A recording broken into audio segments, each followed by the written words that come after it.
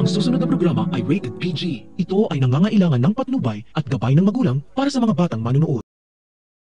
Ngayong alam na ni Libby na si Divina pala ang tunay niyang ina, ang gusto naman niyang alamin kay Divina kung sino ang tunay niyang ama na ang pangalan ay si Cesar. Pero kahit alam na ni Libby na hindi siya tunay na anak ni Raymond at ni Charlene, magpapanggap pa rin siyang isang Cristobal para matupad ang mga plano ni Divina. Sapagkat ang plano ni Divina ay masira ang relasyon ni Raymond at Charlene para siya ang papalit kay Charlene bilang asawa ni Raymond at gagamitin niya si Libby.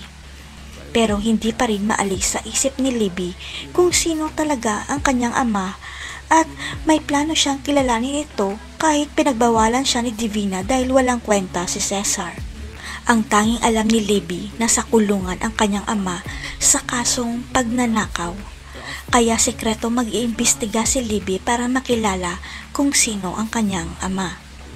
Hanggang sa magkaroon ng resulta ang pag-iimbestiga ni Libby at dito na niya makikilala ang kanyang tunay na ama dahil bibistahin niya sa kulungan si Cesar.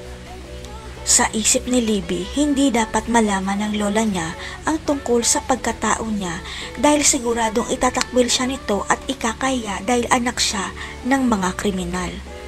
Pero kahit nakakulong ang tunay na ama ni Libby, hindi niya magawang magalit sa kanyang ama at magkakasundo sila para pahirapan ang buhay ng mga kalaban niya. Si Cesar na kaya ang bagong kakampi ni Libby sa kasamaan nito. Si Princess kaya mismo ang makakadiskubre na si Charlene ang tunay niyang ina. Abangan.